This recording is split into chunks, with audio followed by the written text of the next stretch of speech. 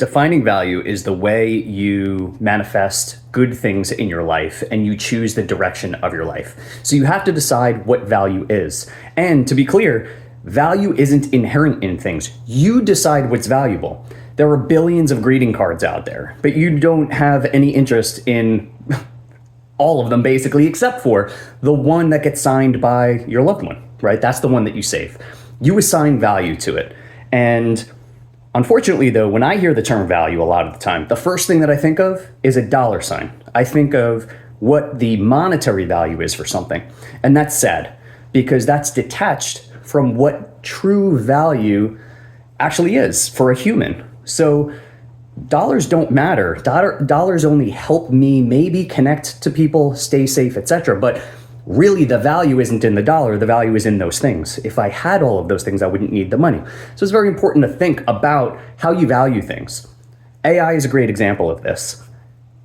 If AI saves you money, makes things more efficient, etc., the loss is in the humanity, in the human part of it. And a great example also is in things like poems.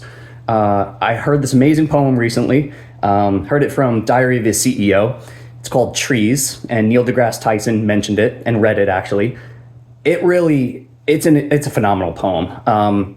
It touches kind of the heart of a human. There's like a soul connection to this amazing poem.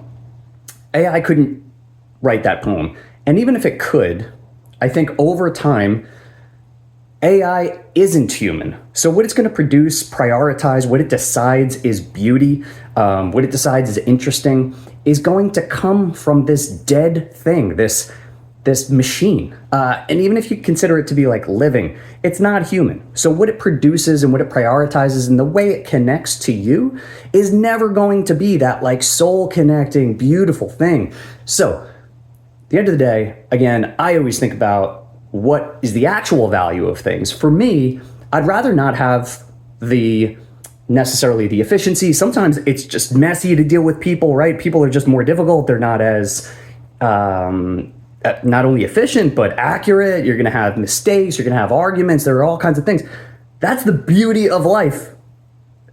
If you can't embrace that, then you haven't embraced life yet. So it's important to recognize, and this is why I'm so opposed to AI, because, and I just realized how to kind of say it and why. And it's because of these nuances. You will deteriorate the fabric of humanity when you don't prioritize humanity, when your values aren't in the human.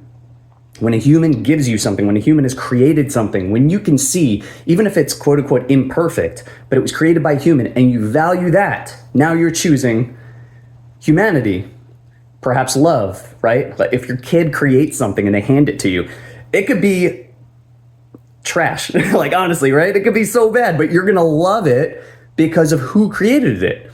We need to keep that love for humanity.